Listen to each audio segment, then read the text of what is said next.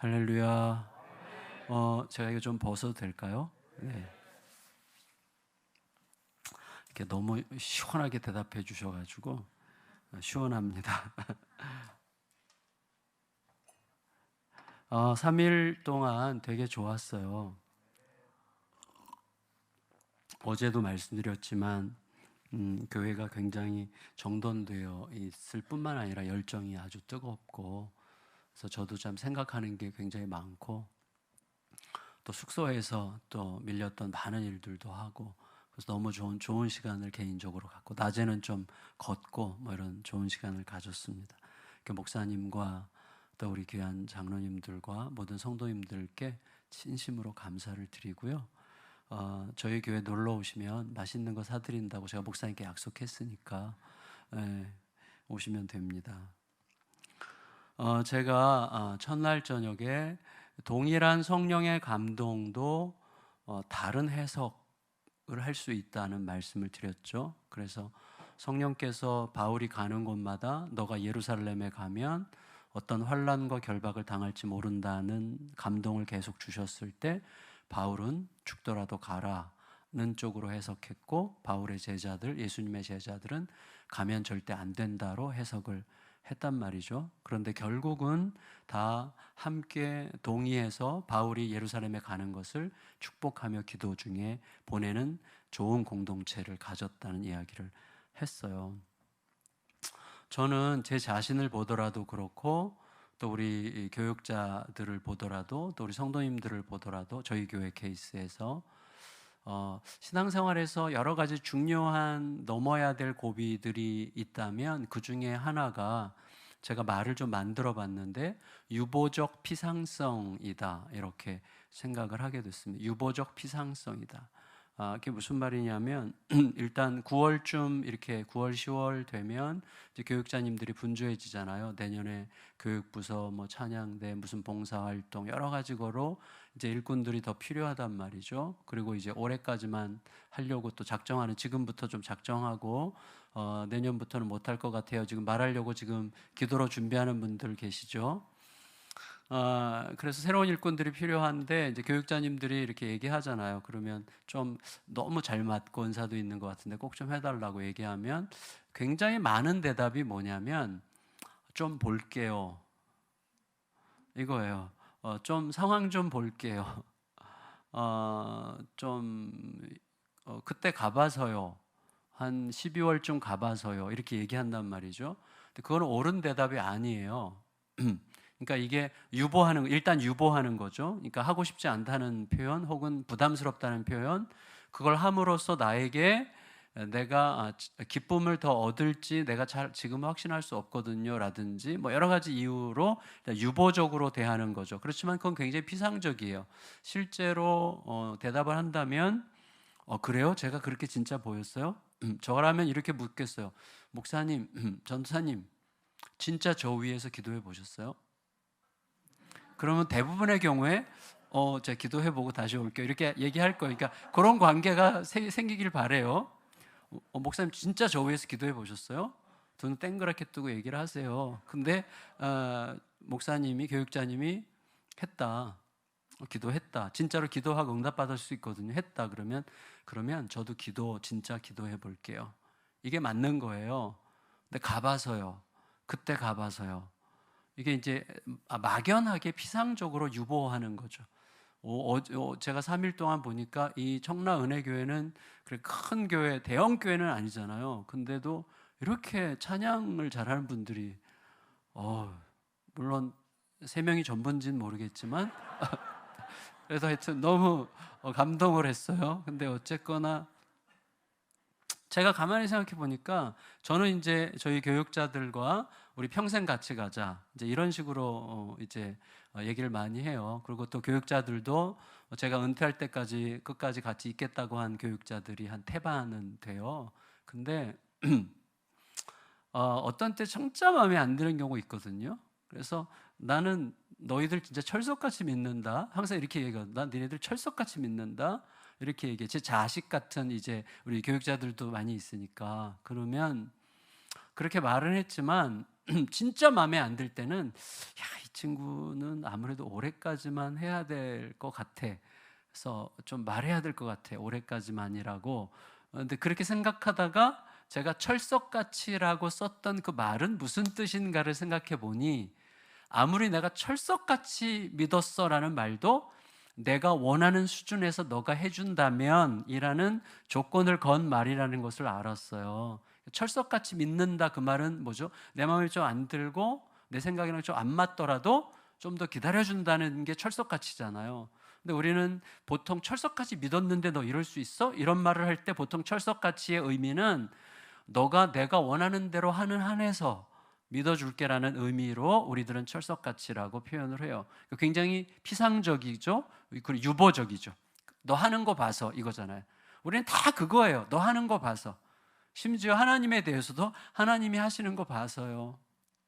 하나님이 응답해 주시면 좀 한번 해보고요. 나 지금 굉장히 중요한 문제 있는데 이거 하나님이 만일 응답해 주시면 할게요. 이 말은 쉽게 말하면 하나님 하는 거 봐서 내가 해보든지 말든지 생각해 볼게요. 이런 거잖아요. 이게 이제 하나님을 따르는 길에서 가장 큰 장애물이에요. 그러니까 어떤 컨디션을 항상 거는 거죠. 조건을. 제가 아내랑 예를 들어서 이제 우리 김진우 목사님이랑 친해져가지고 김진우 목사님 사모님 마스크 벗은 걸 제가 못 뺐어요. 근데 마스크를 벗는 순간 이렇게 빛이 날 것 같은 느낌이 들어요. 뭔가 좀 느낌이 기도의 사람이다 이런 느낌을 느끼는데, 물론 제가 이렇게 눈이 삐긴 면은 있어요. 눈이 뼈쓸 수도 있어요. 근데 어쨌거나 중요한 건 뭐냐면 이제 친해져 가지고 우리가 만일에 저녁 약속을 했다고 치보세요. 우리 집에서 1시간 정도 걸리는 식당에 이제 목사님 부부를 만나기로 해서 저희가 1시간 전에 이제 출발을 하는데, 이제 그 길을 쭉 가는데 약간 러시아워에 걸려가지고 늦을 것 같아. 근데 좀 그래도 가다 보면 빠듯하게라도 도착할 것 같으니까 이제 가는데, 갑자기 새로 난 길이 오른쪽에 있는데 그 길도 이렇게 결국은 연결이 되는데 뻥 뚫려 있어요. 이쪽 길이, 새로 난 길이. 결국 만나는데 제 아내가 조수석에 앉았다가 여보 이쪽으로 가보자. 그러면 그럴까? 그러고 이제 그쪽으로 틀었어요. 막 쫙 달리는 거예요. 쫙 갔는데 한 10분 가다가 사고가 거기 나 있어가지고 완전 막혔어. 그래갖고 이제 더 이상 옴짝달싹 할 수 없고 이제 약속 시간에 30분 이상 늦는 건 기정사실이 됐어요.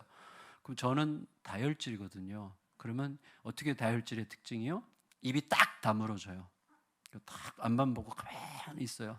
그러면 눈치가 백단인 제 아내가 삐졌어? 이렇게 이제 얘기할 거 아니에요. 그럼 제가 뭐라 그러겠어요? 아니 당신 이쪽으로 가자 그랬는데 그때 좀 그 말 좀 하지 말지. 괜히 가자 그래가지고 늦었네 이렇게 말하면 이제 아니 내가 말해도 당신이 원하는 대로 가면 됐지. 당신 내가 가자 꼭 이로 가야 된다는 거 아니었어. 이렇게 얘기할 거 아니에요. 그럼 제가 뭐라 그러겠어요? 아니 당신이 말했는데 어떻게 안 가? 당신 말했죠. 당신 말을 안 했으면 모를까? 말했는데 가야지. 아내가 뭐라 그러겠어요? 언제부터 내 말을 그렇게 잘 들었어? 뭐 이제 이러면서 실갱이를 하는 거죠. 근데 사실은 진짜 문제는 뭐예요? 진짜 문제는 제 속에 정한 마음이 없는 거예요. 그래서 가던 길을 계속 갈 수도 있고, 아내가 이쪽으로 가자 해서 갔는데 그것도 내가 정한 거잖아요. 정한 마음이 있으면. 그랬잖아요. 그래서 막혔어. 그러면 여보 괜찮아. 당신 잘못 아니야. 내가 당신이 가자고 그랬지만 내가 안 갈 수도 있는데 내가 왔으니까 괜찮아. 내가 양해하는 전화 그래. 김진우 목사님이 좀 성질이 있지만 그래도 이해해 주실 거야. 먼저 제가 이렇게 이해하겠죠. 그러니까 항상 우리의 삶에서 보면요, 결국은 유보적인 게 문제예요. 봐서예요. 그래서 이전에 아내 말 들었다 잘 된 적도 많거든요. 근데 말 들었다가 잘 안 되면 계속 원망을 하는 거예요. 원망을. 그러니까 그건 따름이 아니에요. 결국 뭘 따르는 거죠? 내가 생각하는 게 맞다고 확인되는 조건을 따르는 거예요. 여러분, 우리가 잘 구별해야 될 게 있어요. 이건 오래전에 그 손봉호 박사님이 한 30년 전에 어디서 이렇게 얘기하신 게 언뜻 기억이 나는데, 이렇게 얘기하신 적이 있어요. 우리가 하나님을 믿는 건지, 하나님을 믿을 만하다고 생각하는 내 판단을 믿는 건지, 여러분 잘 생각하십시오. 이렇게 얘기해요. 그래서 그게 무슨 뜻이에요? 우리의 삶에서 하나님 믿는 게 너무 좋고 행복할 때가 있잖아요. 그럴 때 믿어요. 그런데 하나님 믿는 건지 아니면 하나님을 믿는 삶으로 인해서 행복하니까 하나님 믿는다고 느끼는 건지 그거 언제 알 수 있어요? 아무리 열심히 살아도 이게 어려움이 가시질 않아. 계속 이 일 터지고 저 일 터지고 너무 힘들어요. 그러면 버리고 싶어 믿음을. 그러니까 따름의 기준이 뭐예요? 하나님이 아니라 따를만 하다고 하는 상황에 대한 나의 판단인 거죠. 그러면 절대로 따를 수 없는 거예요. 따를 때 굉장히 중요한 게 그거죠. 그러니까 내 안에서 유보적 피상성이 극복되는 것이 굉장히 중요한 것입니다. 그래서 제가 저희 어제 막둥이 얘기를 잠깐 했지만 막둥이와의 씨름이 그거. 이따 마지막에 둘째 딸 그거보다 훨씬 더 힘들었던 둘째 딸 이야기를 어떻게 그 성공적인 길을 걸어가게 됐는지를 잠깐 소개를 시간이 되면 할 수 있을 것 같은데 우리들의 최대 관심이자 가장 어려운 과제가 이제 자녀 교육이잖아요. 자녀 교육. 우리의 그 참 사랑, 그러니까 참 좋은 사랑에는 예측성과 불예측성이라는 게 있다고 생각합니다. 무슨 말이냐면 자녀들이 건강하고 든든하게 맷집이 있는 아이. 그러니까 우리가 보통 그런 얘기 하잖아요. 어릴 때 사랑을 많이 받은 사람은 상처를 덜 받고 어릴 때 사랑을 좀 덜 받은 사람은 어른이 돼서도 빨리빨리 상처를 받고 빨리빨리 삐지고 그런다고 말하는데 그게 이게 진리다 이렇게 말할 수는 없지만 일리 있는 면이 있겠죠. 그러니까 왜냐하면 우리 상담이나 심리에서도 얘기하는 게 아이들이 건강하게 안정적으로 또 맷집이 생기도록 자라려면 자녀의 행동에 대한 부모의 반응을 자녀가 일정하게 예측할 수 있어야 돼요. 그래서 어제 이런 행동을 했는데 어제는 엄마가 뭐 괜찮아 이런 식으로 반응했다가 오늘은 어제랑 똑같은 행동을 했는데 갑자기 개패듯이 패면 아이가 나의 행동에 대한 부모의 반응이 일정하지 않기 때문에 불안장애가 생기는 거예요. 그러면 아이들은 세상을 대하는 게 결국은 부모를 통해서 들어온 힘으로 세상을 상대하는 건데 세상 모든 것을 부모가 대표하거든요. 그러니까 부모를 통해서 세상을 보기 때문에 세상을 대할 때 맷집이 없어요. 늘 불안하고 또 이게 무슨 일 당할지 모르고. 근데 일정하게 사랑받은 친구들, 그러니까 내가 어떤 행동을 하든지 그 행동에 대한 부모의 반응을 항상 일정하기 때문에 내가 예측할 수 있기 때문에 세상을 대할 때 굉장히 담대할 수 있는 거죠. 그런데 우리 존재가 변화되려면 사실은 예측할 수 없는 사랑이어야 돼요. 무슨 말이냐면 안정적으로 자라는 것을 넘어서 존재 자체가 새롭게 변하려면요 완전히 예측을 뛰어넘는 사랑이에요. 이런 사랑이죠. 내 마음에 어떤 상처를 남기는 사랑, 거룩한 상처. 나 같은 게 뭐라고 그렇게까지 사랑을 했을까? 도대체 이해가 안 되고 헤아려지지 않는 도대체 나 같은 게 뭐라고 어떻게 그렇게 사랑을 해줬을까? 그런 형편과 그런 사랑에서 어떻게 그런 사랑을 할 수가 있었을까라고 내 마음에 깊은 거룩하고 아름다운 상처를 남기는 그런 아주 불예측성이 있는 헤아릴 수 없는 상상도 할 수 없었던 그런 사랑이 들어올 때 존재가 바뀌는 거예요. 삶이 확 바뀌거든요. 그때 그게 예수님의 사랑이죠. 근데 예수님의 사랑은 굉장히 일정해요. 그러니까 받을 때는 깜짝 놀라고 와, 예수님은 진짜 어떻게 이렇게 하시지? 하지만 받고 나면 항상 변함없이 신실한 사랑이에요. 그래서 우리는 예수님의 사랑은 항상 변함없이 신실할 거라고 믿을 수 있어요. 그러니까 예수님 앞에 있으면 굉장히 안정적이 돼요. 동시에 예수님의 사랑은 이 땅에서는 경험할 수 없는 사랑이기 때문에 예측할 수 없어요. 놀라운 방식으로 임해요. 그러니까 우리가 계속해서 그의 사랑으로 변화가 일어나는 거죠. 이걸 우리의 마음에 딱 담는 게 굉장히 중요합니다. 우리들의 마음속에 정한 마음에서 나오는 거거든요. 부모가 우리 자녀를 사랑하려고 할 때 일정한 자녀의 행동에 대해서 일정하게 반응하고 자녀가 자기 행동에 대한 부모님의 반응을 예측할 수 있으려면 부모가 마음이 확정이 돼야 돼요. 나는 이렇게 하나님 사랑하겠습니다. 어떻게?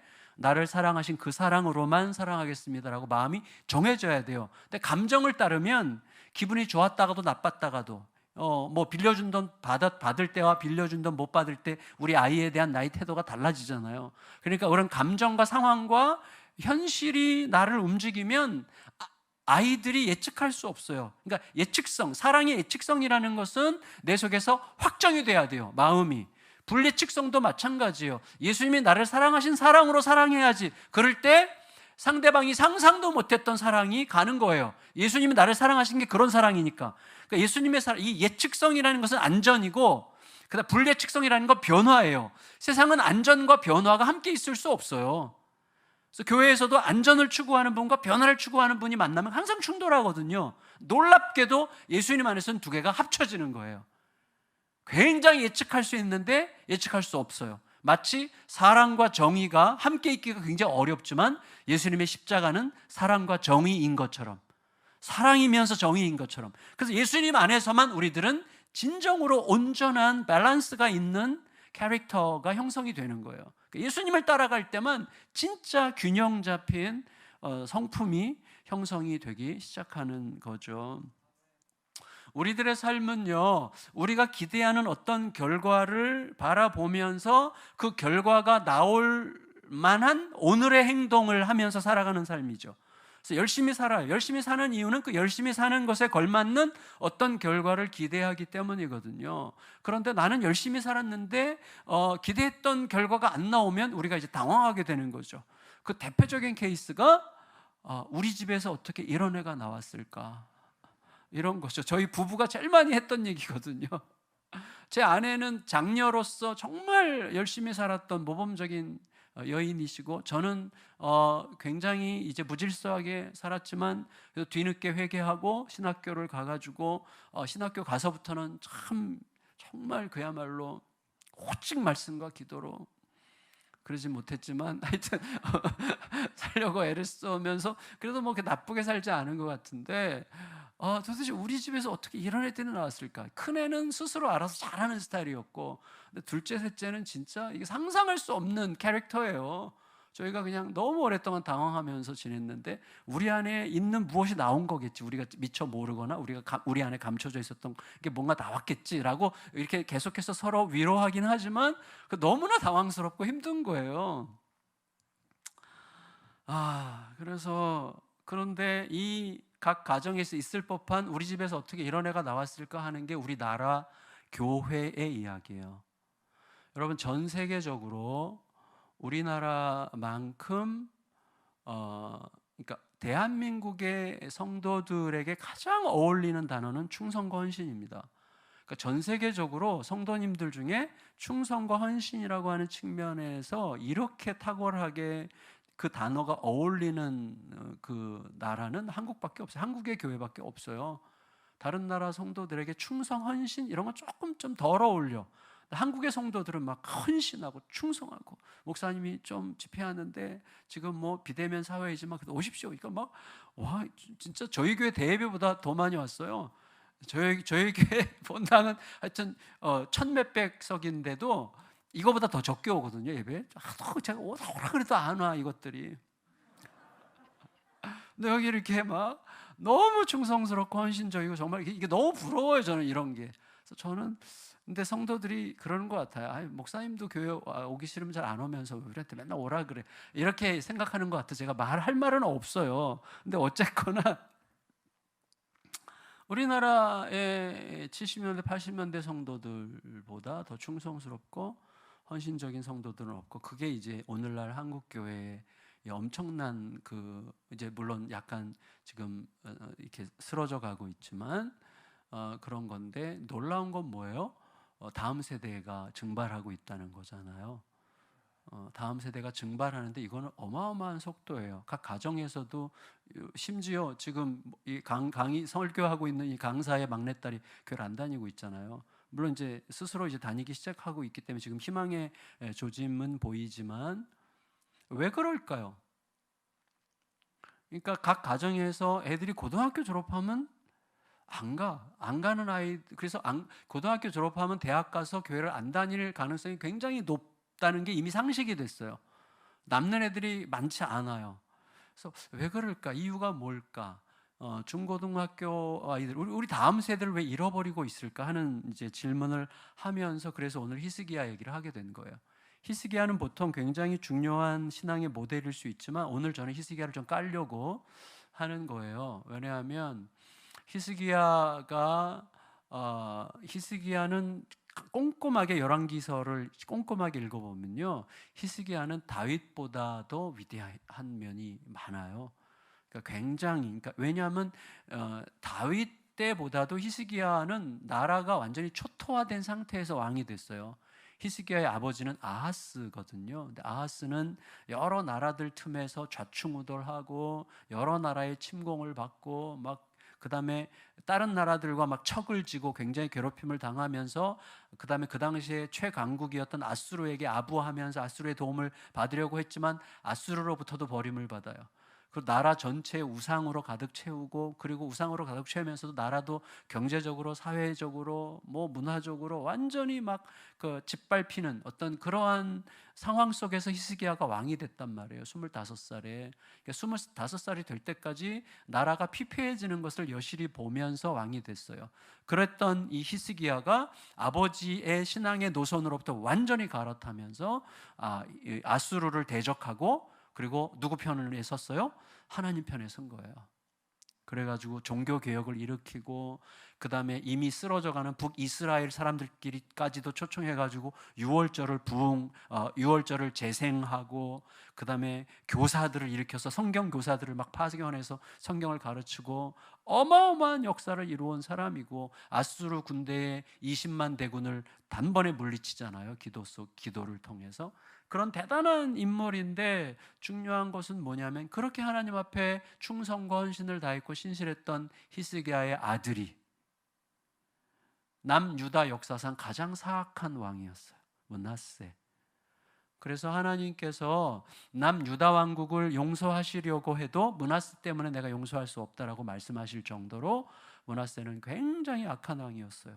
백성들을 피로 다스렸고, 그리고 나라 전체를, 특별히 예루살렘 성전으로부터 모든 거리거리를 우상으로 채웠고 폭정을 했고, 그리고 굉장히 사악하게 굴었죠. 그런데다가 장수했어요.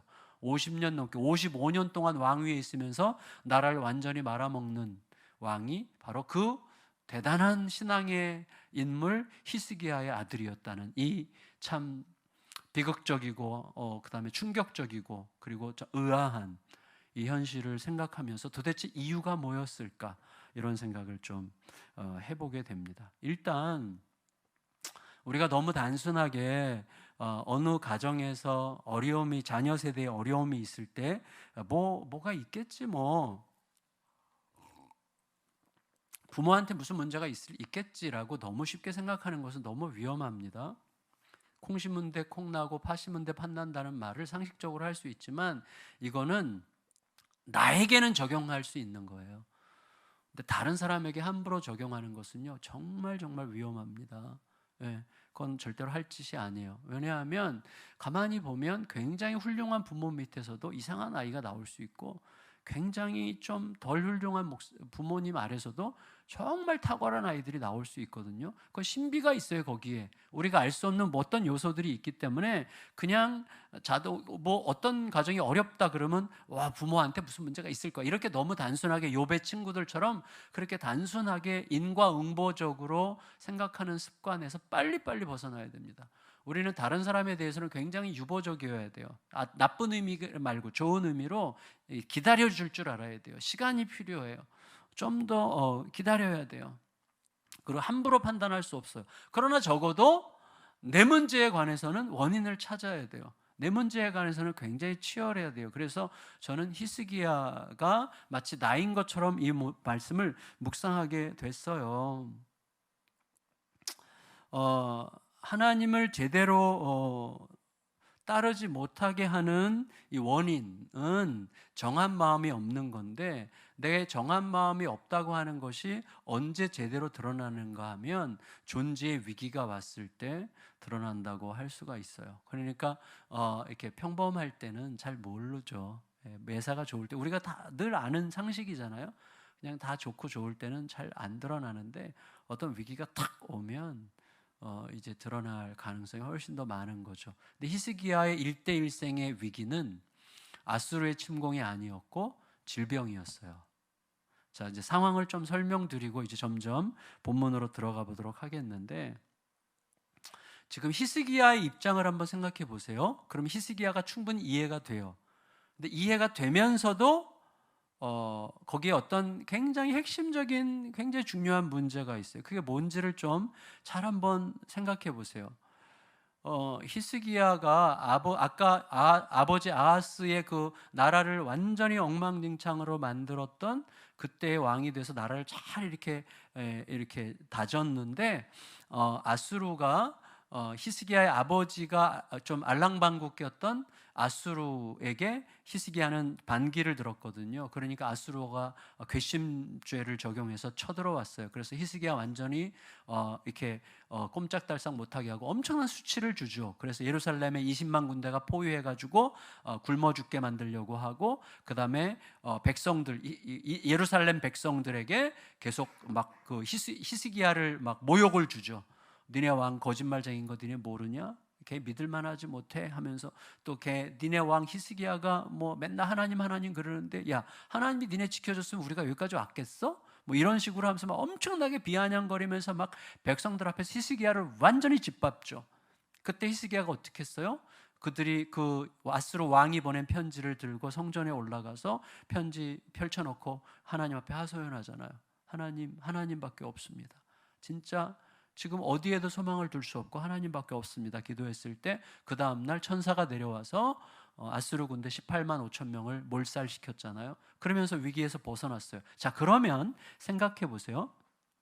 자, 이제 아버지가 나라를 초토화시킨 것을 평정했는데, 평정한 끝에 아수르의 엄청난 대군이 쳐들어와서 이제 막 죽을 위기에 처했는데 그 고비를 넘어섰어요. 그러면 이제 어떤 마음을 갖겠습니까? 우리라면 여러분들 가정에 어마무시한 위기가 왔어요. 진짜 죽을 것 같은 위기고 도망치고 싶은 위기가 왔는데 그 위기가 정말 엄청난 기적으로 극복이 됐어요. 그럼 우리가 어떤 생각하겠습니까? 이제 제대로 시작해 볼 수 있겠구나, 이렇게 생각하겠죠. 당연히 이제 제대로 시작해 볼 수 있겠구나, 이제야말로 나라를 하고 싶은 거 좀 제대로 해볼 수 있겠구나, 이렇게 생각하는 게 당연한데, 갑자기 히스기야가 죽을 병에 걸린 거예요. 그러니까 마음이 약간 삐지려고 그래. 근데 약간 삐지려고 해도 이해할 수 있죠. 근데 그래도 괜찮아요. 왜냐하면 그때 하나님께서 선지자를 보내서, 그 당시 선지자가 이사야인데, 이사야 선지자를 보내셔가지고, 야, 아수르 20만 대군도 물리쳤는데 이까지 질병 내가 못 고치겠어? 걱정하지 마. 능히 이기고도 남아. 잘 넘어가고 극복할 거야. 믿고 기다려. 이렇게 말하는 하나님의 응답을 기다리는 게 당연하죠. 근데 하나님께서 이사야를 보내셔가지고 뭐라 그러셨어요?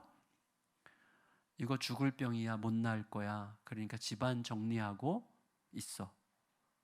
집안 정리하고 죽음을 기다려라, 이렇게 얘기해요. 그러니까 그때 완전히 그 뚜껑이 열렸어요. 제가 볼 때는 히스기야가 뚜껑이 열렸어요. 그래서 위기가 왔을 때 성전으로 가지 않고요, 등 돌리고 벽 보고 통곡을 해요. 아까 우리가 읽었죠? 여기 보면 1절 2절 읽을까? 1절 2절 시작. 그때 히스기야가 병들어 죽게 되매 아모스의 아들 선지자 이사야가 그에게 나와서 그에게 이르되 여호와의 말씀이 너는 집을 정리하라, 내가 죽고 살지 못하리라 하셨나이다. 히스기야가 낯을 벽으로 향하고 여호와께 기도하여 이르되, 그랬어요. 여러분, 굉장히 참 안타까운 상황인데, 근데 이런 상황, 그러니까 하나님께 마음이 상하면 내 마음에 있는 그 본심이 나오게 되는데, 첫 번째 히스기야에게서 므낫세가 나올 수밖에 없었을 거라고 짐작할 수 있는 첫 번째 이유는 마음이 그동안 하나님 중심으로, 하나님, 아수르 20만 대군이 쳐들어왔는데 하나님뿐입니다. 지금은 하나님밖에 의지할 데가 없습니다. 그래서 하나님 편에 서서 문제를 극복했잖아요. 근데 병에 딱 걸리니까 갑자기 그 중심축이 하나님으로부터 나에게로 와요. 나에게로. 이게 굉장히 중요한 포인트인데요. 마음의 중심축이 나에게로 왔다는 것을 어떻게 알 수 있는가 하면 이렇게 기도를 했어야죠. 히스기야가 지금 어떻게 기도합니까? 하나님, 내가 왜 죽어야 됩니까? 내가 그동안 어떻게 열심히 살았는데, 내가 어떻게 성실하게 살았는데 이것밖에 안 됩니까? 그게? 내가 그동안 했던 게 고작 이런 대접 받으려고 내가 그렇게 열심히 했던 줄 아세요? 뭐 하시는 거예요 지금 도대체 하나님? 나 너무너무 섭섭합니다. 내가 어떻게 성실하게 정직하게 공의롭게 일했는지를 아신다면 적어도 이러시면 안 되죠. 이것부터 더 나은 대접을 받을 만큼 내가 그렇게 열심히 살지 않았습니까? 라는 식으로 얘기를 했어요. 이건 이미 마음의 중심축이 여기 온 거예요. 여전히 마음의 중심축이 하나님께 있다면 이렇게 기도해야죠. 하나님, 저는요 아수르를 물리쳤을 때 이제 새롭게 시작하는 줄 알았어요. 근데 지금 병에 걸렸는데 이 병이 살지 못하고 죽을 병이라 하시니 주님의 뜻이면 받아들이겠습니다. 하나님은 제 생각보다 크시니 하나님께 무슨 뜻이 있겠죠. 그걸 믿습니다. 하나님을 신뢰합니다. 이사야 선지자를 통해서 저를 죽을 거라고 하셨으니 그게 주님의 뜻이면 받겠습니다. 그런데 하나님, 한 가지만 좀 대답해 주시면 안 돼요? 왜 지금 죽어야 돼요? 그렇게 물으면 되잖아요. 이게 중심축이 하나님께 있는 기도예요. 하나님, 이게 하나님의 뜻이면 받겠습니다. 근데 왜 지금 죽어야 되는지를 알려주시면 제가 잘 죽을 수 있을 것 같아요. 그러면 양상이 굉장히 달라지게 되어 있어요. 마음의 중심축이 달라지는 거예요. 그러면 어떻게 되냐면 마음의 중심축이 나에게 왔다는 건 무슨 뜻이죠? 내가 어떻게 한 것에 대해서 보상하셔야 되는 거 아닙니까? 이렇게 얘기하는 거예요. 자, 내가 어떻게 한 것에 대해서 신에게, 내가 어떻게 열심히 한 것에 대해서 신에게 보상을 구하는 것, 그게 뭐예요? 그게 종교예요. 신앙이랑은 다른 거예요. 신앙이랑. 자, 무슨 말이냐면 이제부터 잠깐 설명을 드릴게요. 3절을 읽어보시게. 3절 읽어보겠습니다. 3절 시작. 여호와여 구하오니 내가 진실과 전심으로 주 앞에 행하며 주께서 보시기에 선하게 행한 것을 기억하옵소서 하고 히스기야가 심히 통곡하더라. 히스기야 지금 뭐라 그래요? 하나님, 내가 그동안 어떻게 했는데요? 내가 그렇게 진실되게 그렇게 전심으로 주 앞에 행하고 주님 보실 때 그렇게 선하게 행한 거 하나님 다 잊으셨어요? 그거 기억하셔야죠. 그걸 기억하신다면 하나님 이렇게 말씀하시면 안 되죠. 나 이것보다 더 나은 대접을 받을 만큼 살았거든요. 이렇게 지금 중심축이 나에게 와서 내가 그동안 어떻게 열심히 살았는지를 기억해내시라고 하나님의 팔을 비틀고 있어요. 자, 우리가 인간이기 때문에 이렇게 기도할 수밖에 없을 거라고 저는 생각합니다. 그런데 여기에 어떤 종교적으로 빠지는 단서가 있다고 느끼는 거예요. 자, 무슨 말이냐면 제가 거의 한 6, 7년 전에 멕시코 시티에 제가 무슨 선교단체 이제 국제대표를 한 적이 있어가지고 한 7, 8년 전에 멕시코 시티에서 그 선교 대회를 했어요. 국제이사회를 해가지고 거기 이제 갔는데 다 끝나고 마지막 날, 회의가 다 끝나고 마지막 날 선교사님이 가이드 해가지고 멕시코 시티를 잠깐 이렇게 반나절 정도 둘러봤는데 그때 깜짝 놀란 것은 멕시코 시티에 이집트만큼인지 어떤지 모르겠어요. 상당히 피라미드가 많아요. 멕시코 시티에 아마 가보신 분은 아실 텐데 피라미드가 굉장히 많은데 이집트의 피라미드와의 차이는 이집트의 피라미드는 무덤인데 멕시코의 피라미드는 제단이에요. 제단. 그래서 제사를 드리는 장소인데 거기서 어떤 제사가 드려졌는가 선교사님이 설명하시는데 고대 멕시코에서 멕시코 전역에서 그 전사들 있죠. 싸움 잘하는 전사들이 지방 대회를 해요. 지방대회에서 우승하는 것만 해도 얼마나 힘들어요? 그래서 엄청나게 노력하고 훈련하고 해서 지방대회에서 승리한 사람들이 또 중앙에 다 모여.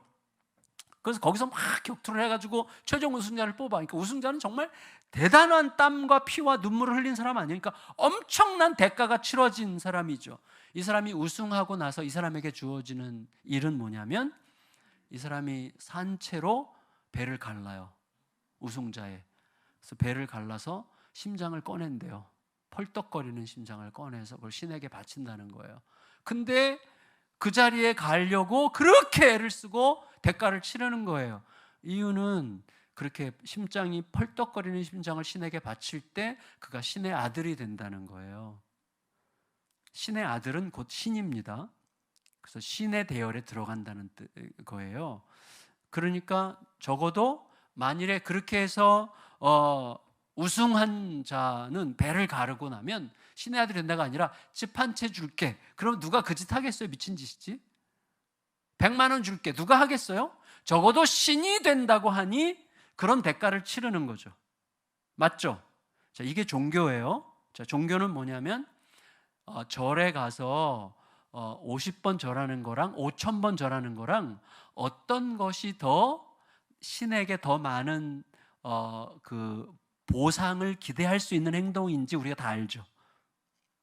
그래서 이렇게 초파일 되면 이렇게 뭐 연등 쫙 걸어놓는데 절 쪽으로 가까이 가는 쪽일수록 비싸대매요. 전 정확하게 모르겠는데 그럴수록 더 복을 받을 가능성이 있으니까. 그러니까 내가 종교에는 어떤 원리가 있냐면 내가 어떻게 했느냐, 내가 얼마나 덕을 쌓고 뭔가를 많이 했느냐에 내 행동의 정도에 따라서 나에 대한 신의 보상의 정도가 결정되는 게 종교예요. 그래서 모든 종교는 기독교 외에는 다 종교인데 불교, 이슬람교, 뭐 모든 종교는 전부 다 뭐예요? 여기서 열심히 한 만큼 신으로부터 받을 수 있다고 가르치고 그렇게 사람들이 생각하면서 살아요. 저는 근데 그런 신은 믿을 수 없다는 것을 알게 됐어요. 왜냐하면 결국 신이 나를 좋아하게 하려면 내가 여기서 열심히 죽어라고 열심히 하면 돼요. 근데 그렇다면 내가 신이 나를 싫어하게 할 수도 있어. 내가 뭐 내 멋대로 뭐 욕심껏 마음껏 살면 하나님이 나를 별로 싫어하실 수 있잖아요. 그렇죠? 그러니까 내가 신이 나를 좋아하게 할 수도 있고 나를 싫어하게 할 수도 있어요. 내가 결과적으로 단순하게 말하면 내가 신을 조종할 수 있는 게 종교예요. 이 땅의 종교는 다 자기가 신을 조종하려고 그래요. 열심을 내든지 어떻게 하든지 간에 다 신을 조종하려는 거예요. 뭘 많이 바치든지 뭘 해서 내가 하는 어떤 행동에 대한 보상을 내가 여기서 조종하는 거예요. 그게 종교예요. 저는 그런 신을 안 믿겠어요. 적어도 나에게 조종당하는 신을 내가 왜 믿어? 근데 우리 하나님은 어떤 하나님이세요? 우리가 아직 죄인 되었을 때에 당신의 아들을 죽음에 내어주어 사랑하신 하나님이시죠. 하나님은요, 우리의 무엇을 보고 사랑하시지 않았잖아요. 사랑하시고 나서 이 사랑에 걸맞게 살래?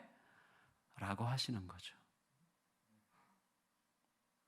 자기 목숨 걸고 먼저 사랑을 쏟아 부어 주신 다음에 이 사랑에 매여서 살면 너 진짜 행복할 거야. 이렇게 말씀하시는 거죠. 신앙과 기독교 신앙과 일반 종교는 완전히 정반대입니다. 근데 우리도 모르게 계속 조건을 걸고 살려고 해요. 자꾸 조건을 걸려고 해요. 제가 어제도 말씀드렸고 그제도 말씀드렸지만 우리 자녀들이 변화되기 어려운 이유는 뭐냐면 제가 저희 주일학교도 가만히 들여다보니까 다 이 종교를 가르치는 습관이 있어요. 우리 주일학교에서도. 너 그래가지고 너 그렇게 해서 하나님이 좋아하시겠어? 응? 이렇게 하지 하나님이 좋아하시지. 그러니까 하나님 나를 좋아하시고 싫어하시고를 내가 결정할 수 있는 것처럼 우리도 모르게 가르쳐요. 우리가 그렇게 살아왔어요. 많은 경우에. 그래서 루터나 켈빈이 굉장히 강조했던 게 뭐냐면 우리는 가만히 두면 복음을 강조하지 않으면 가만히만 두면 저절로 종교적이 된다 이렇게 얘기를 했어요. 자꾸 하나님과 거래하는 거예요. 그건 거래. 내가 하나님께 드린 만큼 받으려고 해요. 그래서 이게 뭐예요? 누가복음 15장의 탕자의 비유에 나오는 형이에요. 형. 형은 아버지 옆에 늘 가까이 있었어요. 그렇지만 아버지로부터 가장 멀리 있었어요. 어떻게 알아요? 동생이 집 나갔는데 아들이 집 나간 것을 슬퍼하는 아버지의 마음을 요만큼도 몰라. 오직 자기가 계산하는 건 뭐예요? 나는 동생보다 훌륭해. 난 동생보다 성실해. 그래서 아버지가 동생을 위해서 잔치를 베풀어 줬을 때 형이 뭐라 그래요? 나는 지금 한 번도 아버지를 어기지 않고 아버지 옆에서 이렇게 지켜줬는데, 그래서 당신이 이렇게 얘기해요. 아버지한테 나한테 해준 게 뭡니까 도대체? 하면서 내가 그동안 했던 모든 행위들이 하나님이 아버지가 자기에게 갚아야 될 빚인 것처럼 아버지의 팔을 비틀죠. 우리들도 흔히 그러잖아요. 흔히. 하나님 어떻게 나한테 이러실 수 있어요? 물론 인간이기 때문에, 약하기 때문에 그런 마음이 들 때가 있을 수 있지만, 그러나 그것은 잠시 인간적으로 그럴 수 있지만 실제로는 옳지 않은 거죠. 왜요? 하나님은 우리에게 당신의 아들을 주셨고요, 이 땅에서 우리가 아무리 어려운 혹독함을 겪고 어려움을 겪어도 우리는 이미 영생과 영원한 영광을 소유한 자예요. 이미 다 주셨어요. 그러니까 하나님은 다 주고 시작하시는 분이세요. 하는 거 봐서. 하나님은 유보적이지 않으세요. 너 하는 거 봐서 줄까 말까 결정할 게가 아니에요. 하나님 이미 당신의 아들의 목숨을 던지시고 다 주고 그리고 시작하시는 거예요. 그래서 세상의 모든 종교든 우리에게 이렇게 말해요. 열심히 해봐, 이렇게 말해요. 열심히 해봐. 혹시 될지도 몰라. 다 유보적이에요. 세상의 모든 것은. 근데 기독교 복음은 뭐라 그래요? 내가 다 했어, 이렇게 얘기하는 거죠. 예수님이 다 하셨잖아요. 다 하신 예수님께 우리는 맡기는 거죠. 그 사랑을 깨닫고. 그래서 우리가 살아가는 믿음의 삶이라는 건 뭐예요? 예수님이 행하신 일을 날마다 깨달아가는 거예요. 날마다 깨달아가는 거. 그래서 마음을 딱 정하는 거예요. 어떤 경우에도 예수님은 틀리지 않으셔. 왜? 자기의 목숨을 바쳐서 모든 걸 주시고 시작하신 분이시니까 어떤 경우에도 예수님은 틀림이 없어 라는 것을 내 마음에 확정하며 사는 게 너무 중요한 거예요. 너무너무 중요한 거예요. 제가요, 제 스스로를 미워했다 그랬잖아요. 너무 머리를 굴려가지고. 그러니까 유보적이고 봐가면서 하나님과 자꾸 거래하려고 그러고 계산하고, 뭐 되는 것 같으면 막 또 하고 안 되는 것 같으면 막 실망하고, 이런 게 너무너무 싫었어요. 근데 제가 그러면서도 또 막 설교를 통해서 막 사람들의 마음을 좀 이렇게 얻고 막 이런 또 기술은 또 해가지고 막 성도들로부터 인기 있고 막 그랬어요. 하여튼 제가 충현교회에서 교육자 생활할 때. 근데 그때 제가 굉장히 큰 어려움을 이제 봉착을 했어요. 그래서 참 견디기 어려운 상황 속에 있었는데, 저를 이렇게 관심 있게 보시던 김영대 선교사님이라는 분이 그때 이제 그 충영교회 파송으로 수단 선교사로 가셨는데, 그분이 지금 시간이 20몇 년이 흘러가지고 지금 저희 교회 선교사세요. 근데 그 선교사님이 아프리카 수단에 가면서 저에게 제 방에 와서 책을 3권을 선물해 주셨어요. 근데 저랑은 너무 안 맞는 책이에요. 그러니까 제가 좀 우습게 생각하고 무시하는, 저는 막 뜨겁게 기도하고 막 하나님 음성을 듣는다 뭐 어쩌고 하는 거를 좀 우습게 생각하고 좀 약간 비웃었거든요. 그래서 뭐 예수전도단 뭐 이런 거 제가 굉장히 웃기게 생각했는데, 그분이 준 책이 예수전도단의 설립자인 로렌 커닝햄이라는 분이 쓴 그분의 교과서 같은 3권의 책이었어요. 그래서 하나님 정말 당신이십니까?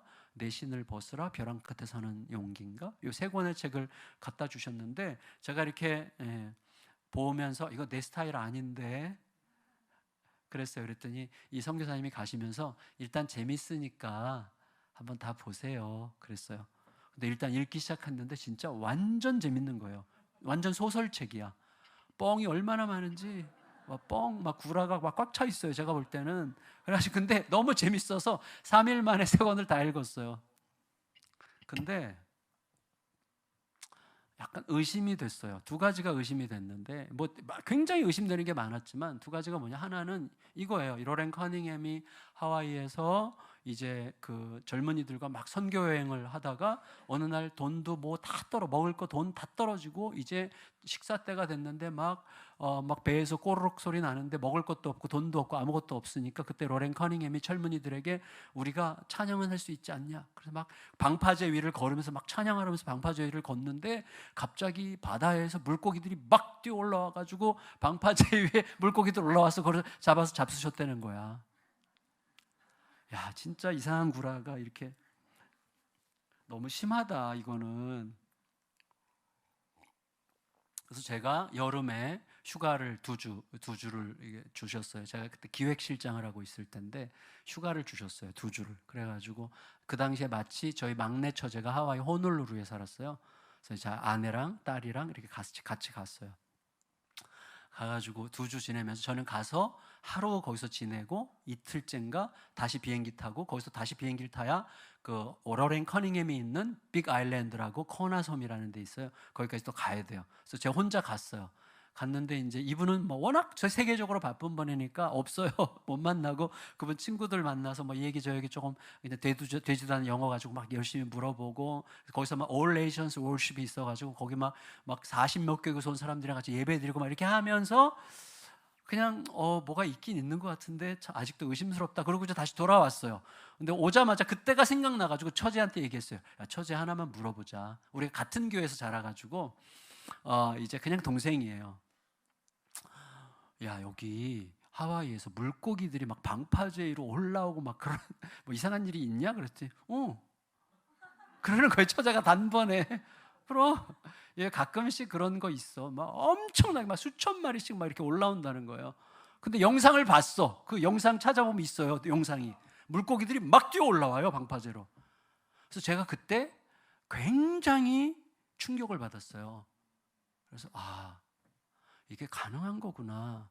근데 하필이면 그 시간에 물고기가 올라왔구나. 네, 하필이면 그 시간에, 그 배고픈 시간에 올라왔구나. 이게 하나님의 일하심일 수 있겠구나. 이렇게 생각하고 나서 제가 저의 잔머리를 뜯어 고치고 싶었어요. 근데 그 중에 하나가 뭐냐면 로렌 커닝햄의 이야기 중에서 굉장히 제가 연습하고 싶었던 게 있었어요. 그게 뭐냐면 이분이 어떤 세미나에 가서 막 강의를 하는데 중간에 브레이크 타임에 갑자기 커피 마시러 나갔다가 하나님이 마음속에 감동을 주셨어요. 너 지갑을 꺼내서 지갑에 있는 돈을 전부 다 꺼내서 길에다 던져라. 그러니까 이런 게 저는 너무 싫은 거야. 이런 게. 아니, 하나님이 그렇게 말씀하실 리도 없고 또 그걸 또 하나님의 음성인 것처럼 알아듣는다는 게 또 말이 안 되는 거예요. 근데 실제로 이분은 그렇게 했대요. 그러니까 그 물고기 얘기를 들으니 이것도 사실일 거다라고 이제 생각이 되는 거예요. 근데 이분이 실제로 이렇게 순종을 해. 또 그렇게 이분은. 그러니까 완전히 정해져 있는 거예요. 마음이 정해져 있어. 하나님이 감동 주시면 그냥 한다 이거야. 뭐 유보하질 않아요. 하는 거야. 했는데 지금 세계적인 선교단체가 된 거잖아요. 참 신기하다. 그래서 근데 그분이 돈을 넣고 이렇게 보는 누군가가 지나가다가 돈을 보고 이렇게 뭐 얼마인지 쉬어보더니 막 펑펑 울더래요. 그러니까 물어봤더니 자기가 오랫동안 방황을 하고 마약도 하고 막 힘들었는데 이제 너무 집에 돌아가고 싶고 집에 가면 새로운 출발을 하고 싶다고 막 기도하는 마음으로 가고 있는데 돈이 있어서 쉬어보니까 정확하게 집에 갈 돈이다. 정확하게. 근데 그 돈은 조금 아까 이분 지갑에 있던 돈이야. 와, 이거 진짜 너무 해보고 싶은 거예요, 이거. 나 이거 진짜 이런 경험 한번 하면 나 뭔가 변할 것 같아요. 근데 마침 그 여름부터 제가 그 사랑의 교회 그 대학부 여름 수련회를 이제 시작을 했는데 잘했나 봐요. 그래가지고 대학 1부, 대학 3부, 대학 6부 막 하면서 막 그때부터 막 이렇게 청년 집회를 여름부터 한 11월까지 거의 매주 한 것 같아요. 청년 집회를. 그래서 사례비가 엄청 쌓였어요.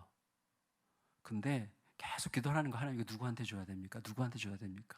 근데 좀 너무 많이 쌓이지 않았을 때 빨리 말씀해 주시옵소서. 이렇게 이런 식으로 기도를 하는데 저는 뭐 하도 그런 기도를 안 해봐가지고 모르겠는 거예요. 근데 12월 달에 새벽에 이제 기도를 이렇게 하는데 갑자기 제 신학교 동기 중에 우크라이나에 가 있는 김병범 선교사라고 있어요. 그 친구가 이렇게 별로 친하지도 않고 말도 섞은 적도 별로 없는데 이렇게 기도하려고 딱 엎드리면 우크라이나 김병범 딱 떠오르는 거예요. 그 다음 날도 기도하려고 딱 숙이면 우크라이나 김병범 이렇게 떠오르는 거예요. 그래서 야, 희한하다. 이 친구를 내가 친한 적도 없고 생각한 적도 없고 신학교 졸업한 다음에는 거의 뭐 머릿속에 들어온 적도 없는데 왜 이렇게 자꾸 이 친구가 떠오르지 하는 순간 이거 하나님께서 말을 걸어오시는 것일 수 있겠구나. 그래가지고 막 이분 선교단체 수소문을 해가지고 그분 계좌를 알아서 그냥 바로 다 보냈어요. 바로 안 보내면 안 보내도 될 만한 이유를 100가지는 생각해낼 수 있는 잔머리가 있어가지고 바로 그냥 즉각적으로 순종을 했어요. 보내고 돌아오는데 엄청나게 시원해요, 여기가. 그리고 엄청나게 아까워요. 이 두 가지가 같이 있어요. 진짜 아까워요. 진짜 아깝고 진짜 시원해. 두 가지가 다 있는데 그때부터 저에게 지금까지 새로운 삶이 시작된 거예요. 정한 마음. 그게 계기가 됐어요.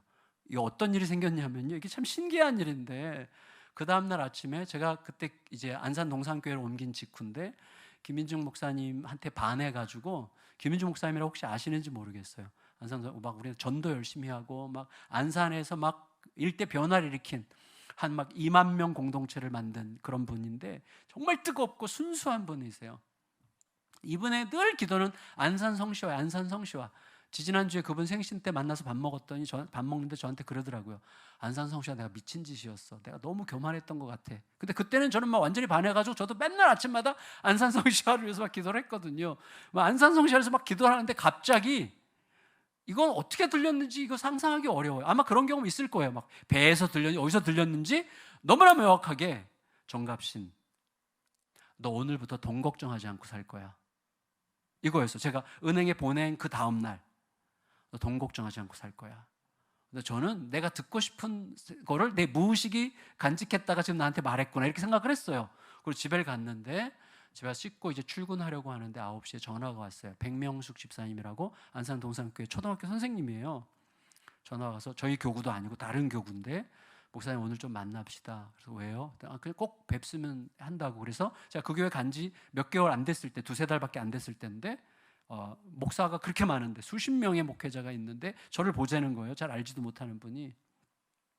만났더니 이분이 봉투를 하나 이렇게 주면서, 목사님 제가 이걸 조금씩 어디서 모아서 쓸 데가 있을까 해서 모았는데 최근 들어서 계속해서 목사님 생각이 이렇게 나네요. 하나님께서 목사님께 이거 드리라고 하시는 것 같아요. 그래요? 그래서 제가 너무 긴장을 해가지고 그러실 필요 없다고, 속으로는 물론 굉장히 받고 싶죠. 근데 그러실 필요 없다고, 그냥 어차피 저를 주셔도 제가 교회 헌금해야 되니까 사람들이 오해하지 않도록 그냥 저에게 줬다 치고 교회 헌금하시라고 이렇게 저 폼 잡으면서 말을 했어요. 근데 그분이 너무나 고맙게도, 목사님 저는 목사님께 주라고 응답받았거든요. 알아서 하세요. 그거 딱 두고 가시는 거예요. 진짜 고마운 분이더라고요. 근데 그분이 가자마자 너무 궁금해. 얼마가 들었을까 여기. 너무너무 궁금해.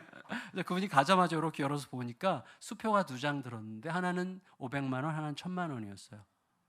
거의 1500만 원이 들어있더라고요. 그래서 제가 굉장히 놀랐어요. 제가 이래봬도 안산 동산교회 부임 3개월 만에 성으로부터 1500만 원 받아본 목사입니다. 그래서 제가 너무 놀래가지고 김인종 목사님을 바로 찾아갔어요. 그래서 자초지종을 쭉 설명드리면서 드렸더니 우시는 거예요. 우셔.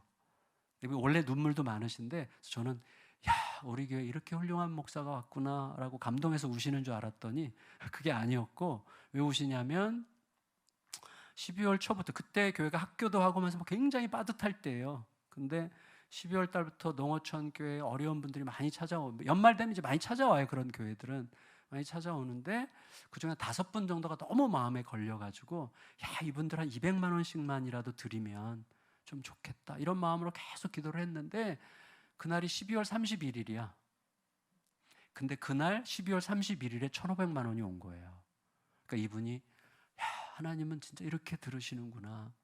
너무 감격해서 막 우신 거예요. 그래서 저에게 500만 원을 돌려주셨어요. 갖고 있어봐. 꼭 쓸 때가 있을 거야. 좋은데 꼭 쓸 때가 있을 거야. 그래서 저에게 500만 원을 돌려주셨어요. 그날부터 김인주 목사님이랑 제가 친구가 됐어요. 나눠 쓸 줄 아는 분, 진짜 훌륭한 분이죠. 지금도 지금 저보다 15살 많으신데 그 형님 이렇게 불러요. 형님이라고 또 부르라고 하시고. 그러니까 친구가 된 이제 그 시점인데, 그 이후로 제가 그 다음 주, 그 주일날 선교사님이 5분이 방문을 했어요, 교회에. 그래서 100만 원씩 드리고, 하나님께서 돈 걱정하지 않고 살 거라고 하신 말씀은 걱정하지 않을 만큼 주겠다는 뜻이 아니라 돈이 없어도 걱정하지 않을 마음을 주신다는 뜻일 수 있고, 계속해서 흘려보낼 수 있게 하신다는 뜻이었구나라는 것을 완전히 알았어요. 그래서 그때부터 지금까지, 그때가 2000년이죠. 2000년인데 지금 21년이 지났거든요. 21년 동안 돈 걱정을 안 하지 않습니다. 해요. 근데 돈 걱정에 절대로 지배당하지 않고 그때마다 그때를 생각해요.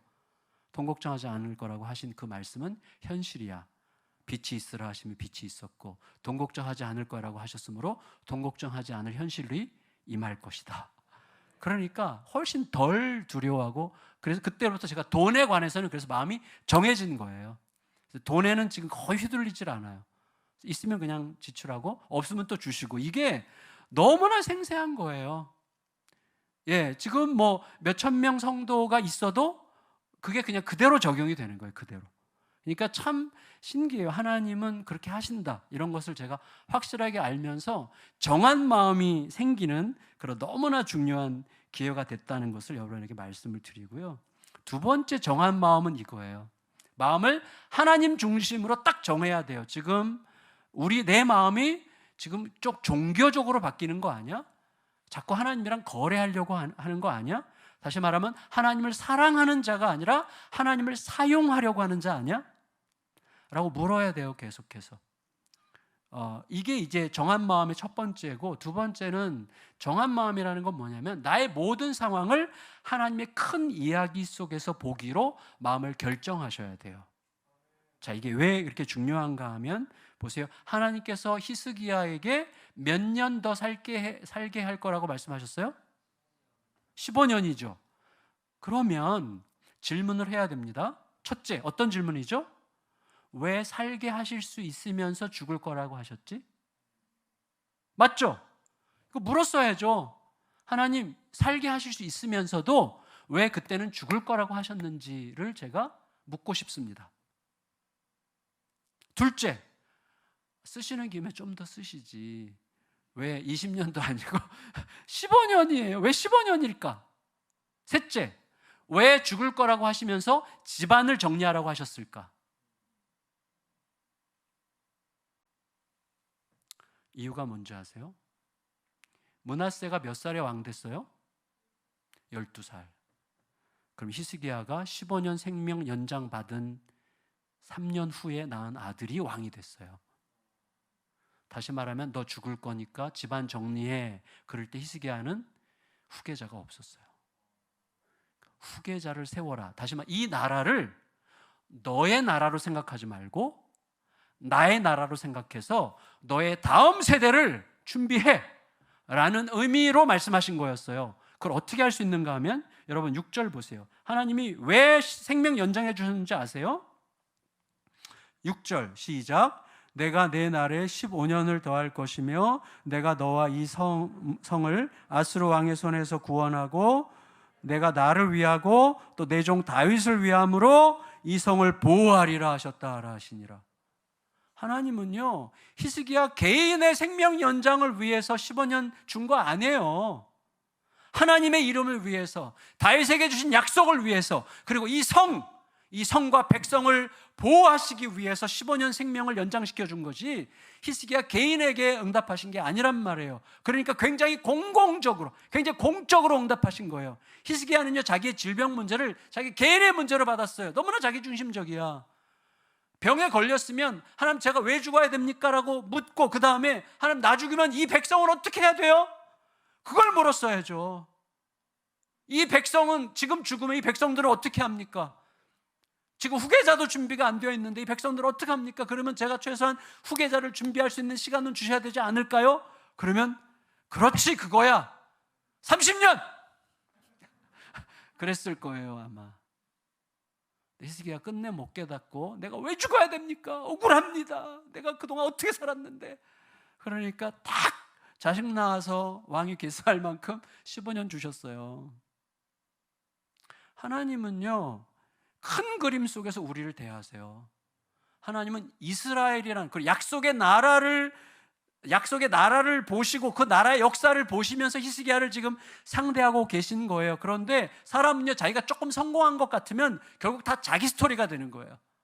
My story, my life가 되는 거예요. 아니에요. 우리의 삶은 항상 변함없이 끝까지 하나님의 그 great narrative죠. 하나님의 큰 이야기, 하나님의 구원의 큰 이야기 속에서. 그래서 여러분, 우리가 어떻게 해서 여기까지 왔는지를 생각하면서, 그러므로 지금 내 앞에 펼쳐지는 모든 일들, 공고한 일들, 힘든 일들, 고통스러운 일들, 복잡한 일들, 불안과 의심과 두려움과 염려를 일으키는 모든 일들이 전부 다 뭐예요?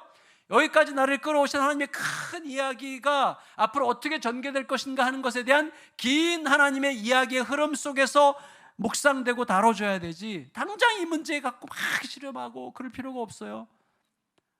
여기까지 인도하신 하나님은요, 이 이야기를, 이 사건을 통해서 하나님은 더 나은 무언가를 향해 지금 가고 계시는 중이거든요. 하나님의 큰 이야기 속에서 공적으로 다뤄줘야 되는 문제라는 거예요. 그래서 그걸 생각해야만 우리의 삶의 문제가 해결이 되는 거예요. 사실은 그게 저희 둘째 딸이 변화되는 계기였어요. 그러니까 이건 굉장히 실제적인 이야기예요. 정한 마음과 하나님 중심으로 정한 마음과 하나님의 큰 이야기 속에서 우리 가정의 문제, 우리에게 다가오는 모든 문제를 살펴본다는 게 굉장히 중요한 거예요. 그런 의미에서 사실은 저희 둘째 딸은 제가 동산교회에 있을 때 제가 설교하려고 설 때마다 늘 자신 없게 만들고, 이 아이가 하여튼 엄마를 무척 힘들게 해서, 그러니까 입이 걸고 성격이 드세고 엄마랑 늘 싸우고 거칠고, 그리고 교회에 가서 늘 제가 그 교회 목사인데 목사 딸이 막 이렇게 해짓고 뭐, 그리고 예배 드릴 때 뒤에서 막 이렇게 하고 있고, 예배도 잘 안 가고 또 엄마 아빠 욕하고 다니고, 거기 그 안산이라고 하는 동네는 인구는 한 80만이 넘지만 이렇게 딱 조그맣게 모아져 있어요. 그러니까 동산교회 교인들이 워낙 많으니까 어딜 가면 그냥 거의 다 만나요. 근데 어느 날 어떤 집사님이 찾아와서, 목사님 무슨 일 집에 있어요? 왜요? 목사님 딸이 그렇게 차에서 목사님 욕을 하고 다니는 걸 우리가 들었다고 뭐 그런 얘기도 듣고, 우리가 도대체 뭘 잘못했냐 이년아, 뭐 이렇게 속으로 생각하고, 나쁜 년. 근데 그렇게 안 맞았어요. 너무나 이 코드가. 그래갖고 이 딸의 발자국 소리만 들려도 그렇게 막 신물이 나고 너무 밉고, 얼굴은 그렇게 반반하고 너무 예쁘거든요, 얘가. 근데 그렇게 막 부끄럽고 막 힘들고 막 그랬던 기억이 나요. 그리고 집에서는 제 아내가 털 걔 때문에 살고 싶지 않고 불안해하고, 늘 어떻게 할지, 어디서 어떻게 될지 모르고. 그래서 제 노파심이긴 했지만 그래도 늘 제 걱정에 기도할 때, 하나님 우리 둘째 딸이 밖에서 임신해서 들어와도 사랑할 수 있는 힘이 있을까요? 그런 마음을 주시옵소서, 그런 사랑을 주시옵소서. 막 이런 기도 뭐 무수히 많이 했어요. 얘가 중3 때, 공부는 뭐 완전 바닥, 공부는 뭐 완전 공부 아예 안 해, 공부를. 중3 때 저랑 이렇게 싸우는데 얘가 아빠를 이기는 법이 간단해요. 나 아빠랑 별로 말하기 싫거든. 내가 세상에서 제일 미워하는 사람이랑 얘기한다는 게 무슨 의미가 있는지 모르겠어? 뭐 이런 식으로 얘기하면 끝나는 거죠. 저는 막 제 방에서 울고 막 이렇게 하면서 이제 아예 상대가 안 돼. 근데 얘가 고등학교를 갈 고등학교가 없어요. 근데 어떻게 지가 알아가지고 저기 그 화성 남양만에 김진홍 목사님이 세운 둘의 자연고등학교라고 있어요. 거기 지금은 엄청 좋은 학교가 됐는데, 그때는 고등학교에 그 못 가는, 갈 수 없는 아이들이 이제 그런 아이들을 그때는 받았어요. 지금은 아주 좋은 학교가 됐는데, 그래서 마침 너무나 감사하게도 기숙사가 있어. 그리고 이 아이의 얼굴을 안 볼 수 있는 엄청난 은혜를 힘입고 이제 이 아이가 고등학교를 갔고, 그때 제가 서초동에 있는 교회 이제 담임 목사로 갔어요. 고1 때 기도를 하는데, 제가 말씀드렸죠. 기도 중에 하나님께서 저에게 정한 마음을 딱 가지라고 하신 것을 죽어야 된다, 이거였어요. 제가 어떤 경우에도 딸을 사랑할 수 없더라고요. 그러니까 주님이 나를 사랑하신 사랑으로 사랑한다는 것은 불가능해요. 너가 사람이라면 이러면 안 돼. 이게 떨쳐지질 않아요. 목사 딸인 것처럼 살 필요도 없어. 교회 안 다녀도 상관없어. 근데 사람이라면 적어도 이거보단 나아야지. 뭐 이런 식의 생각이 계속 있는 거예요. 그러니까 계속 조건을 다는 거예요. 조건을. 그래도 이래야 되는 거 아니야? 이래야 되는 거 아니야? 이런 조건이 있는 거예요. 근데 그날 아침에 엄청나게 회개하고, 사랑하지 않는 것을 하나님, 제가 사랑할 수 없습니다. 예수님이 저를 사랑하신 사랑으로 사랑하려면 길은 하나밖에 없더라고요. 죽는 거야. 하나님 저를 죽여주시옵소서. 내 모든 기준, 내 모든 자아, 내 모든 선입견, 내 모든 전제 다 죽여주시고, 그냥 그 아이가 내 딸이라는 것만으로, 그 아이가 그냥 여기 내 앞에 있다는 것만으로도 충분히 사랑할 이유가 있다고 하는 것을 잊지 않게 해주세요. 막 기도했는데 하나님이 그럼 가서 먼저 사과하라고.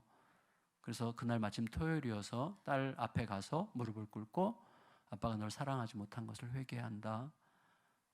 그리고 하나님이 아빠가 널 사랑하지 않은 것에 대해서 뭐라고 하셔서, 오늘부터 아빠가 마음을 정하려고 하니까 너도 아빠 좀 도와줘, 이런 식으로 얘기를 했어요. 끝까지 또 조건을 걸죠. 근데 우리 아이가 들으면서요 딴청을 부리더라고요.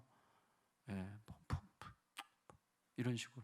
그리고 제가 사과하다가 너무 자존심이 상해가지고 취소할 뻔했어. 근데 이제 끝까지 사과하고 낳는데 기적이 일어났어요.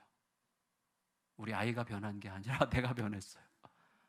사과하라 그래서 사과했더니요, 월요일 날 얘가 학교를 갔잖아요. 얘가 학교를 간다고 떠나자마자 갑자기 너무 보고 싶은 거예요. 그러니까 있을 수 없는 일, 그러니까 이게 하나님의 기적이라는 게 그런 것 같아요. 있을 수 없는 일이 생긴 거예요. 그러니까 그 아이에게 사과하고 났더니 이 아이가 학교를 가자마자 너무 보고 싶어가지고 한두 시간 만에 제가 쫓아갔어요. 간식 잔뜩 싸가지고 가가지고 다시 한번 고백하고, 그리고 그때부터 규칙을 정했어요. 어떤 거에도 공부하라 소리 하지 말고 사랑해만 얘기하자. 너가 아빠 딸이어서 좋아. 처음에요, 너가 아빠 딸이어서 좋아, 이 말이 여기서 나오기까지 고문이더래요. 고문. 자존심이라는 게 있어. 이게 나오는 게 너무 힘들어. 너가 아빠 딸이어서 좋아. 닭살. 이거 뭐 너무너무 힘든 거예요. 너가 아빠 딸이어서 좋아. 이 말을 어떻게 해? 근데 용기를 내서 순종했어요. 했어요. 처음엔 이 딸도 못 들어주겠다 그러더라고요.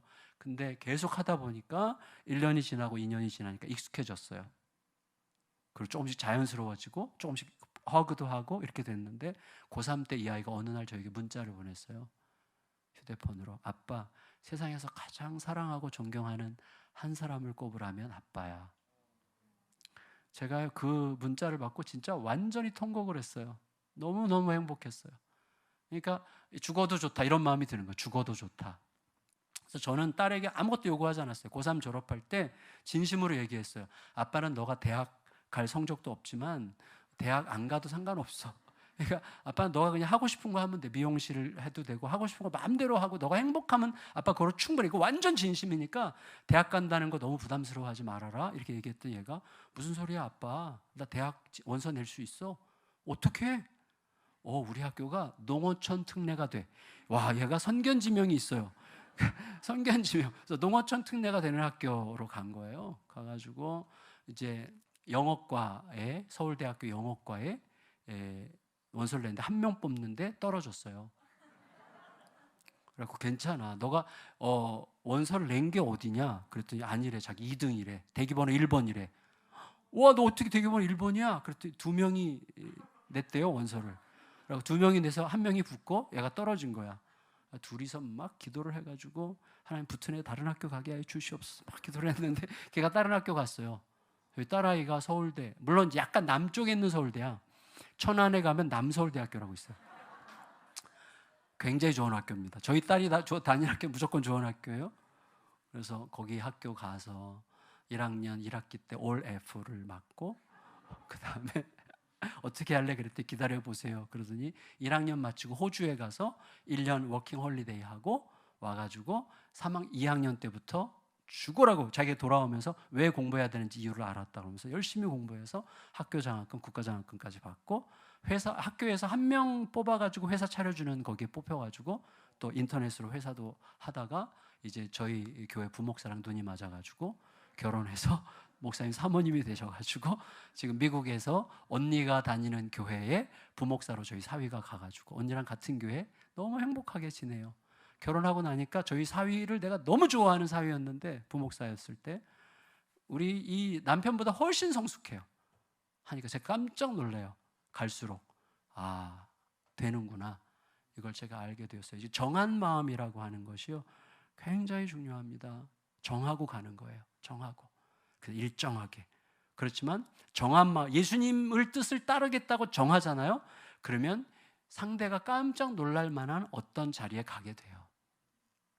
하나님, 예수님은 그 길을 가게 하세요. 그래서 굉장히 예측할 수 있도록 안정적인 사랑을 하게 하면서 동시에 깜짝 놀랄 만큼 과분한 사랑을 받게 하여 변화를 일으키는 이 일을 예수님이 우리에게 하신 것처럼, 예수님 분명히 말씀하셨잖아요. 내가 너희를 사랑한 것 같이 너희도 서로 사랑해라. 우리가 서로 사랑하는 기준은 뭐예요? 예수님이 우리를 사랑한 것 같이예요. 그게 없었어요, 히스기야에게. 그래서 히스기야는 마음의 중심축이 말년에 자기에게 왔어요. 그래서 그가 병에서 났을 때 그 당시 국제 구도가 아수를 견제하기 위해서 바벨론이 일어났고, 바벨론이 자기 편 모으기 위해서 히스기야를 찾아왔어요. 우리 같이 편 먹자 찾아와서 사신들을 보냈는데, 우리가 알죠? 히스기야 그때 어떻게 했어요? 자기 병 나은 자신감으로 왕궁과 성전에 있는 보물들 다 보여주면서 나 이런 사람입니다. 당신을 나랑 거래하는 거 손해보는 일 아닙니다. 이런 식으로 다 보여줬어요. 하나님께서 제일 싫어하시는 일이죠. 자기 과시적으로 그렇게 하는 거. 그래서 이사야 선지자를 보내가지고 너 크게 잘못했구나. 너가 보여준 모든 것들 전부 다 바벨론에게 뺏길 거야.